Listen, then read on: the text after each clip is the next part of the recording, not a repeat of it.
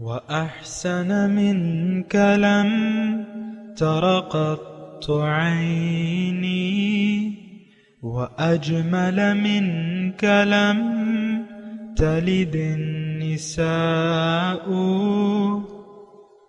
خلقت مبرأ من كل عيب خلقت مبرأ من كل عيب كأنك قد خلقت كما تشاء كتاب أنزلناه إليك مبارك ليدبروا آياته وليتذكر أولو الألباب۔ یہ کتاب برکت والی ہے جسے ہم نے آپ کی طرف نازل فرمایا ہے تاکہ دانش مند لوگ اس کی آیتوں میں غور و فکر کریں اور نصیحت حاصل کریں۔ اللہم صلی علی سیدنا محمد وعلی آل سیدنا محمد بعدد کل ذرۃ مئۃ الف الف مرۃ۔ سامعین و ناظرین کرام، السلام علیکم ورحمۃ اللہ وبرکاتہ۔ سامعین کرام، سورہ جمعہ آیت نمبر 2 سے 4 حصہ دوم۔ آج کا موضوع، کیا ہم نے اپنا تزکیہ نفس کسی اللہ تعالیٰ کے بندے سے کروا لیا ہے؟ اس کے ساتھ آج کے سبق کا آغاز کرتے ہیں۔ سب سے پہلے گزشتہ سبق کا اعادہ ہوگا۔ هو الذي بعث في الأميين رسولا منهم يتلو عليهم آياته ويزكيهم ويعلمهم الكتاب والحكمة وإن كانوا من قبل لفي ضلال مبين۔ وہی ہے جس نے ان پڑھ لوگوں میں انہی میں سے ایک با عظمت رسول صلی اللہ علیہ وآلہ وسلم کو بھیجا، وہ ان پر اس کی آیتیں پڑھ کر سناتے ہیں اور ان کے ظاہر و باطن کو پاک کرتے ہیں اور انہیں کتاب و حکمت کی تعلیم دیتے ہیں۔ بے شک وہ لوگ ان کے تشریف لانے سے پہلے کھلی گمراہی میں تھے۔ سامعین کرام، سورہ جمعہ آیت نمبر 2۔ هو الذی، اللہ وہ ذات ہے، بعث فی الامیین رسولا منہم، جس نے مبعوث فرمایا امیین سے ایک رسول جو انہی میں سے تھا، یتلو علیہم آیاتہ، جو ان پہ میری آیات کو تلاوت کرتے ہیں، ویزکیہم، اور ان کا تزکیہ کرتے ہیں، پاک کرتے ہیں، ویعلم الکتاب والحکمت، اور ان کو کتاب اور حکمت کی باتیں سکھاتے ہیں۔ وَإِن كَانُوا مِن قَبْلُ لَفِي ضَلَالٍ مُبِينٍ، اس سے پہلے وہ واضح گمراہی میں تھے۔ وَآخَرِينَ مِنْهُمْ، اور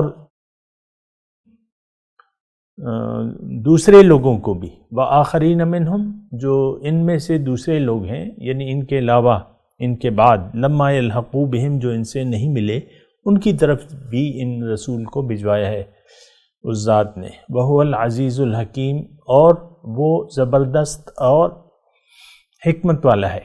ذَلِكَ فَضْلُ اللَّهِ يُؤْتِيهِ مَن يَشَاءُ، یہ اللہ کا فضل ہے جو وہ فرماتے ہیں دیتا ہے جسے وہ چاہے۔ وَاللَّهُ ذُو الْفَضْلِ الْعَظِيمِ، اللہ تعالیٰ بڑے فضل کا مالک ہے۔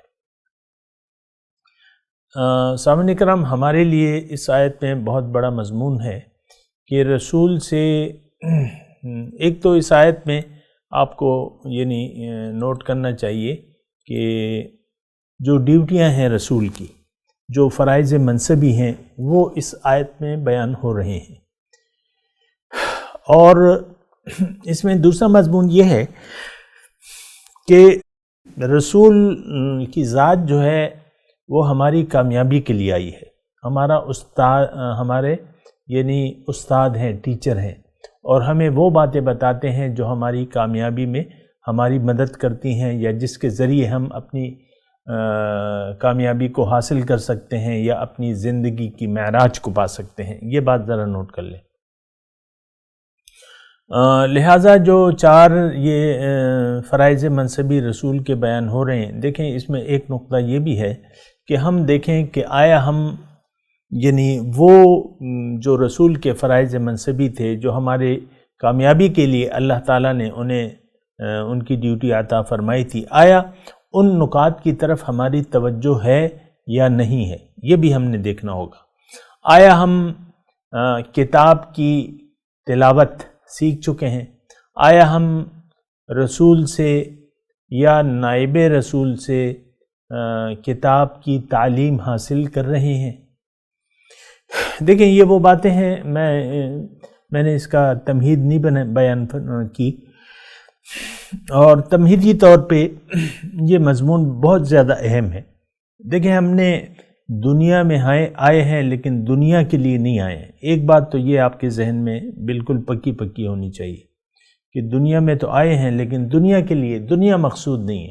ایک بات، ہمارا مقصود تو اللہ ہے، ہمارا مقصود ہمارا خالق ہے، ہمارا رب ہے، ہم اس کے ہیں اور تیاری کر کے اس کی ملاقات کے لیے واپس جانا ہے۔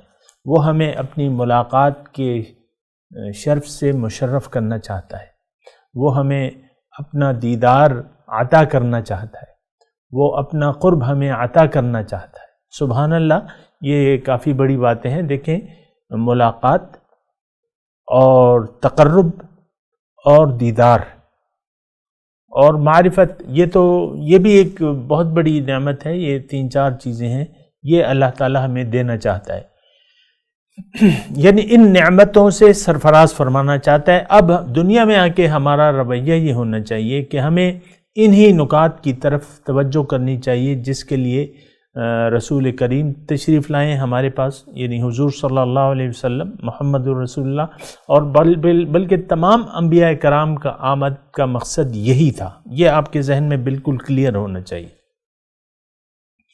تو اب اس میں ہم نے دیکھنا یہ ہے، دیکھیں رسول آئے ہیں، دوبارہ میں یہ بات کر رہا ہوں، بہت بنیادی بات ہے کہ رسول صلی اللہ علیہ وسلم تشریف لائے ہیں، اللہ تعالیٰ نے ان کے ذمے 4 فرائض منصبی ڈالے ہیں ان پہ کہ تم نے یہ کام کرنا ہے، یا ان کاموں کو کرنے کے لیے وہ دنیا میں بھجوائے گئے ہیں کہ کیا کریں، امت کو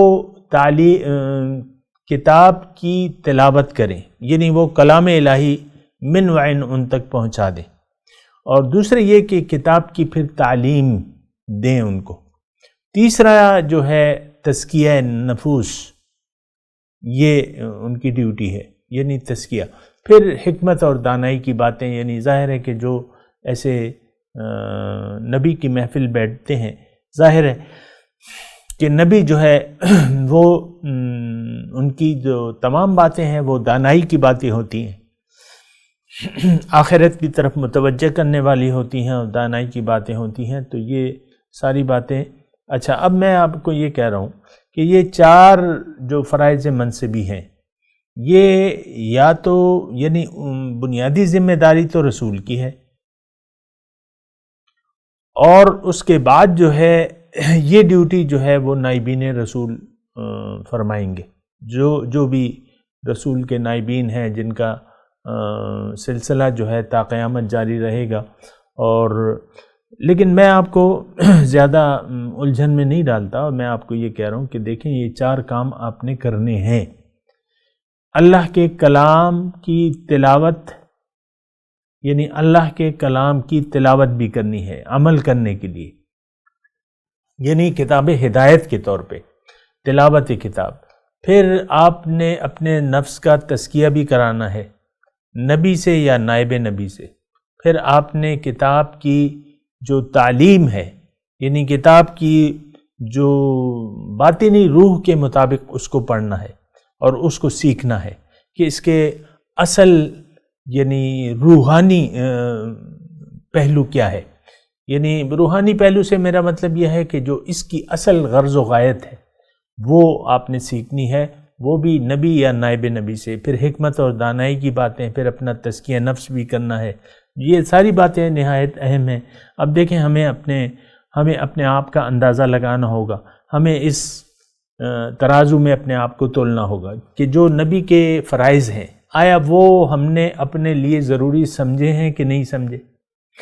اب اگر آج کے حساب سے میں دیکھوں، یعنی اس معاشرے کی، یعنی حضور صلی اللہ علیہ وسلم کو دنیا سے، ظاہر دنیا سے پردہ فرمائے 1450 سال ہونے والے ہیں، اور اس میں اگر ہم دیکھوں کہ کیا ہماری من حیث الافراد، یعنی ہم اکیلے یا امت کے طور پہ آیا ان باتوں کی طرف ہماری توجہ ہے کہ نہیں ہے۔ اگر آپ دیکھیں، اور میں بھی دیکھتا ہوں، آپ کو بھی احساس ہونا چاہیے، آپ کو بھی اندازہ لگا کہ ہم کہاں جا رہے ہیں، ہم کہاں پہ کھڑے ہیں، ہم کدھر جا رہے ہیں، ہماری منزل کیا تھی اور ہم نے کس چیز کو اپنی منزل بنا لیا ہے۔ تو اگر اس صورتحال میں ہم دیکھتے ہیں تو آپ کو یعنی یہ اندازہ ہونا ہوگا کہ ہم یعنی وہاں ہیں جہاں ہم نہیں ہونے چاہیے، جہاں ہونے چاہیے، جہاں ہمیں ہونا چاہیے وہاں ہم موجود نہیں ہیں۔ اللہ، یعنی جہاں ہمیں ہونا چاہیے، جس مقام پہ ہمیں ہونا چاہیے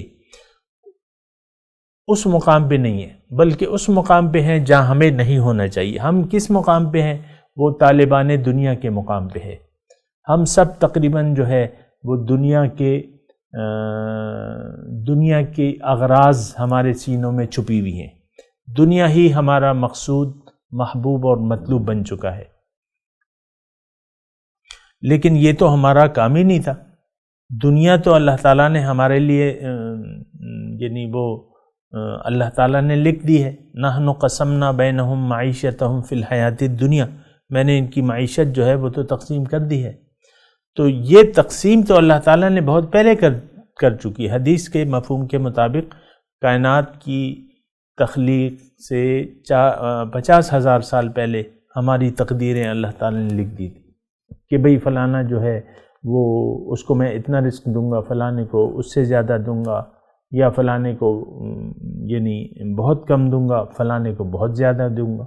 وَأَنَّهُ هُوَ أَغْنَى وَأَقْنَى، قرآن کی آیت ہے کہ وہ یعنی مالدار بھی کرتا ہے اور بے شمار بھی دیتا ہے۔ اغنا و اقنا، تو یہ سارے کام تو اللہ تعالیٰ کے ہیں۔ رزق جو ہے یہ تو تقسیم ہو چکی ہے، جبکہ ہماری جو مسائل کی جو جڑ ہے وہ دنیا ہے۔ یعنی اگر آپ دیکھیں نا اس حساب سے کہ ہم کہاں پر کھڑے ہیں، تو ہم مسائل دنیا کو ہم نے اپنا ایشو قرار دے دیا۔ یہ ہمارا ایشو ہے ہی نہیں۔ ہمارا ایشو تو مرنے کے بعد کی تیاری کرنا ہے، کیونکہ ہمیں اللہ تعالیٰ نے آخرت کی کامیابی کے لیے پیدا کیا ہے۔ تو ہمارا ایشو تو یہ ہونا چاہیے کہ ہم اپنی کامیابی حاصل کرنے کے سلسلے میں کہاں پر کھڑے ہیں۔ اگر یعنی ایک بنظر وسیع اس کو ہم دیکھیں تو یہ ہوگا کہ ہم نے اپنے جو کامیابی کی باتیں ہیں اس سے منہ موڑ لیا ہے۔ یعنی دیکھیں اس ساری صورتحال میں ہمیں ظاہر ہے۔ اب دیکھیں لفظی ترجمہ دیکھیں نا، هو الذی بعث فی الامیین رسولا منہم یتلو علیہم آیاتہ ویزکیہم ویعلمہم الکتاب والحکمہ وان کانوا من قبل لفی ضلال مبین۔ اب یہ ساری باتیں تو اس شخص کے لیے ہیں جو حضور صلی اللہ علیہ وسلم کی دعوت کو قبول کر لے۔ اب یہ تزکیہ نفوس جو ہے یہ تو مشرکوں کا نہیں ہو سکتا نا۔ مشرک تو انکار کرتے ہیں، وہ تو اللہ کے ساتھ دوسرے کو بھی معبود شریک قرار دیتے ہیں، یا کافر جو ہیں وہ بھی انکار کرتے ہیں حضور صلی اللہ علیہ وسلم کی دعوت سے۔ تو تھوڑا سا اس کے لیے دیکھیں کہ یہ رسول آئے کس لیے ہیں۔ اب ظاہر ہے یہ باتیں جو یہ تلاوت کتاب ہے، تعلیم کتاب ہے، دانائی کی باتیں ہیں، اب یہ مشرکوں کافروں کو تو وہ تو ان کی تعلیموں کو جھٹلاتے ہیں،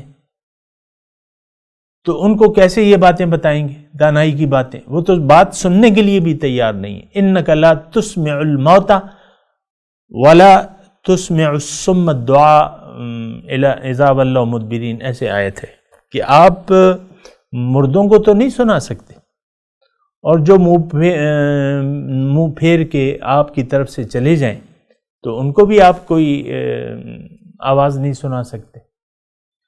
تو اب یہ دیکھیں نا، یہ آیت ہمارے لیے ہے، جو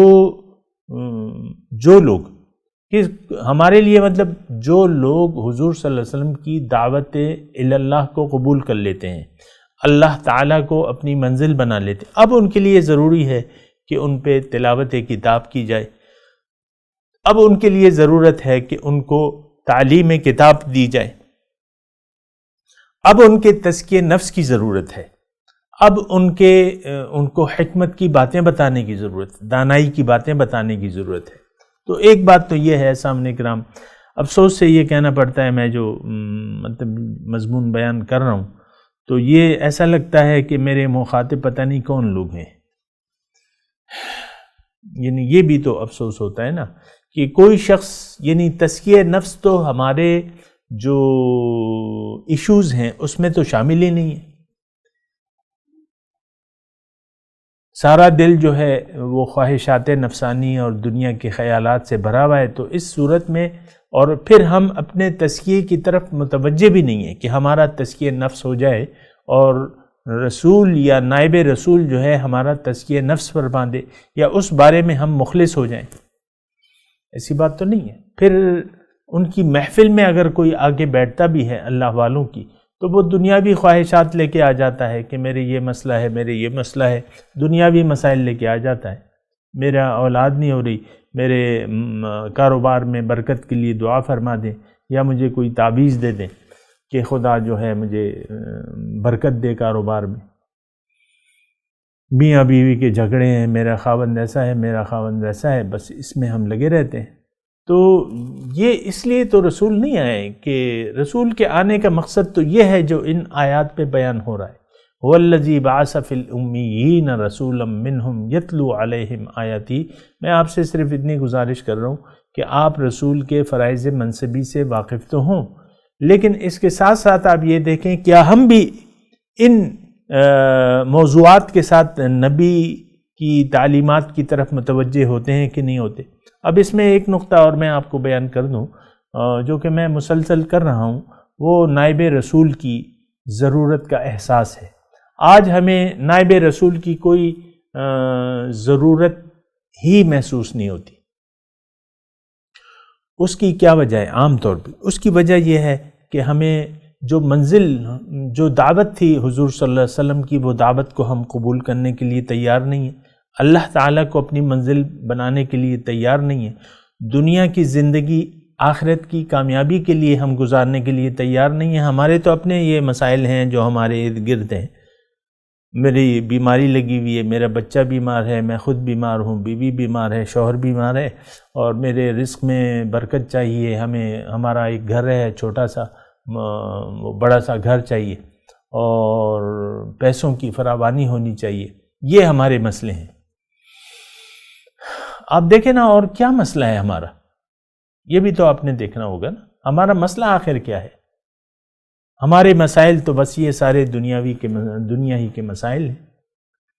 ان چیزوں کی فراوانی ہو اور سہولیات زندگی آپ کی خواہش کے مطابق اگر دے دی جائیں تو بس آپ اللہ تعالیٰ کا شکر ادا کریں گے کہ بس اور کچھ نہیں چاہیے، مولا جو میں نے مانگا وہ مجھے مل گیا۔ اکثر میں بعض وہ لوگوں سے یہ سنتا ہوں، یہ بعض اخبار میں یا کوئی انٹرویو یا ہوتے ہیں، وہ آپ جسے سیلیبریٹی کہتے ہیں نا، بس میں نے تو بس جو اللہ تعالیٰ سے مانگا وہ مجھے مل گیا، بس اور کچھ کوئی، وہ کہتے ہیں نا آپ کی کوئی خواہش ہے، وہ انٹرویو لینے والا کہ آپ کی کوئی ایسی خواہش، کہتے ہیں نہیں بس سب اللہ تعالیٰ، جو میں نے مانگا مجھے مل گیا، لعنت ہے تمہارے مانگنے پہ جو تم نے دنیا میں آ کے دنیا ہی کے طلبگار بن کے دنیا ہی کے ہو کے رہ گئے۔ یہ کیا آپ نے مانگ لیا؟ جو آپ کی قسمت میں تھا وہ آپ کو مل رہا ہے، اس میں آپ نے کیا مطلب وہ آپ شکر کا ادا کر رہے ہیں؟ وہ تو آپ کی قسمت میں تھا، لیکن جو آپ کی قسمت میں نہیں ہے اس کے لیے آپ کو دنیا میں بھجوایا گیا ہے۔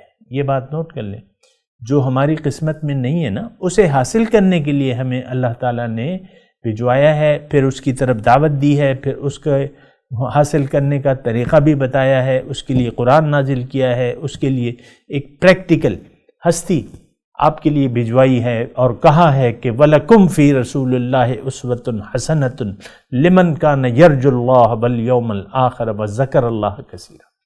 تمہارے لیے اے مسلمانوں اللہ تعالیٰ کے رسول میں بہت بہترین نمونہ موجود ہے، لیکن کس کے لیے؟ لمن کان یرجو اللہ والیوم الآخر وذکر اللہ کثیرا، جو اللہ سے ملاقات کا امیدوار ہے اور یوم آخرت کی کامیابی کا چاہتا ہے، یوم آخرت میں ذکر اللہ، لمن کان یرجو اللہ سے ملاقات اور یوم آخرت میں کامیابی، ان کے لیے رسول کی ذات میں ایک بہترین نمونہ ہے۔ وَذَكَرَ اللَّهَ كَثِيرًا، اور یہ ہر دم اللہ تعالیٰ کو یاد کرنا چاہتا ہے، تو ان کے لیے رسول کی زندگی میں ایک بہترین نمونہ ہے۔ اب میں آپ سے جو بات کر رہا تھا وہ نائب رسول کی بات کر رہا تھا۔ یہ بات ذرا آپ اس پہ سوچیں۔ آج میں نے آپ کو جیسے کہ کہا کہ ہمیں نہ رسول کی کوئی ضرورت ہے، نہ اس کے اسوہ حسنہ کی ضرورت ہے، پھر تو نائب رسول کا تذکرہ ہی کیا، وہ تو پھر ایک زیادہ سی بات ہے۔ یعنی بظاہر نائب رسول کی برابر ایک اہمیت ہے، اصل اہمیت تو اللہ تعالیٰ کی ہدایت کی ہے، پھر اس کے بعد اصل اہمیت جو ہے وہ رسول کی ذات کی ہے کہ ان کی زندگی میں ایک بہترین ہمارے لیے نمونہ ہے رسول کی ذات تک رہنمائی کے لیے۔ نمبر 1 کہ آپ دربار رسول تک رسائی حاصل کر لیں، اور پھر ان جو ہماری ضروریات ہیں، یہ جو رسول کی ڈیوٹیاں ہیں نا سامعین کرام، یہ ہماری ضروریات ہیں، اصل ضروریات ہے۔ اس میں آپ دیکھیں یعنی 4 چیزیں ہیں: تلاوت، کتاب بطور ہدایت، یعنی تلاوت کتاب کا مطلب میں آپ کو بتا رہا ہوں، کتاب مکمل آپ کو چاہیے بطور ہدایت۔ ظاہر ہے کہ آپ کے پاس وہ ہونی چاہیے ہدایت، جو ہدایت خداوندی ہے۔ پھر اس کے بعد جو ہے آپ کا تزکیہ ہونا چاہیے۔ یہاں دوسرے نمبر پہ رکھا ہے اللہ تعالیٰ نے تزکیہ، کہ وَيُزَكِّيهِمْ، کہ آپ ان کا تزکیہ فرمائیں۔ اور وہ میں نے آپ کو بتایا اس کے بارے میں، دوبارہ میں اس کی طرف نہیں جاتا۔ پھر تیسری چیز جو ہے تعلیم کتاب ہے، يُعَلِّمُ الْكِتاب، انہیں کتاب کی جو ہے کتاب کی تعلیم دیتے ہیں۔ والحکمت، اور حکمت اور دانائی کی باتیں، یہ بھی بہت زیادہ ضروری ہیں۔ ایک چیز کی حکمت آپ کی سمجھ میں آ جائے تو آپ جو ہے زیادہ بہتر طریقے سے اس کام کو کریں گے۔ اب مثال کے طور پہ عبادت ہے، یہ ایک آیت اللہ تعالیٰ کی طرف سے عام طور پہ سب کو معلوم ہے کہ ما خلقت الجن والانس الا لیعبدون، کہ اللہ تعالیٰ نے جن اور انس کو اس لیے پیدا کیا ہے کہ وہ میری بندگی کریں، کہ میری عبادت کریں۔ اب عبادت کی حکمت کیا ہے؟ اب لوگ حکمت کی یعنی اس کی حکمت، عبادت کی حکمت کو نہیں جانتے، تو لہٰذا وہ عبادت کا مفہوم بھی نہیں جاننا چاہتے۔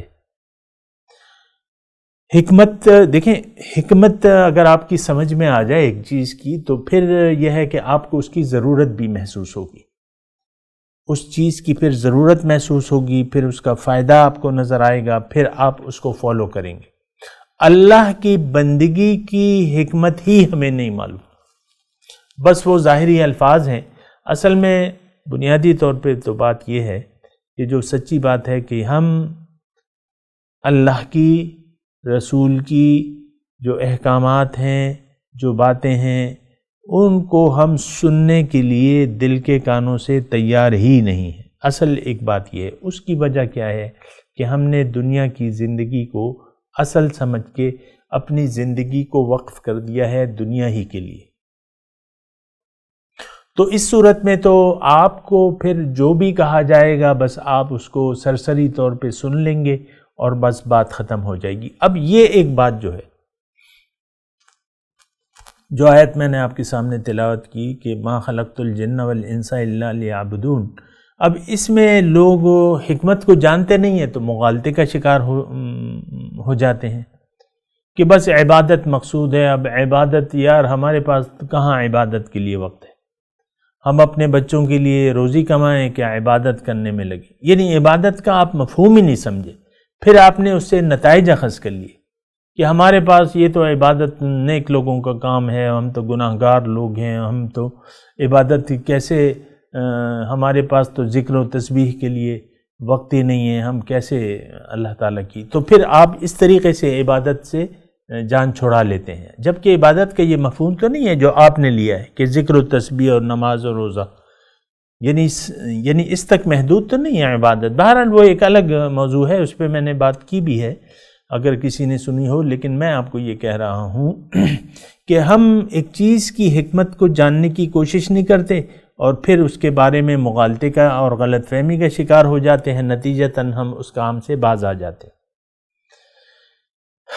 تو دیکھیں، حکمت اور دانائی کی باتیں تو آپ کو بتائیں گے رسول، اور رسول کے جو امتی ہیں، جو سچے امتی ہیں، وہ آپ کو بتائیں گے. بہرحال میں آپ کو نائب رسول کی اہمیت کے بارے میں بتا رہا تھا کہ نائب رسول کی بہت بڑی اہمیت ہے، اور اس کو آپ نے سوچنا ہوگا کہ آج ہمیں نائب رسول کی کیا ضرورت ہے. اور بہرحال میں ابھی ہمارا ٹائم بھی اختتام پذیر ہے، میں تلاوت کرتا ہوں، میرے ساتھ دہرائیے. اعوذ باللہ من الشیطان الرجیم، بسم اللہ الرحمن الرحیم.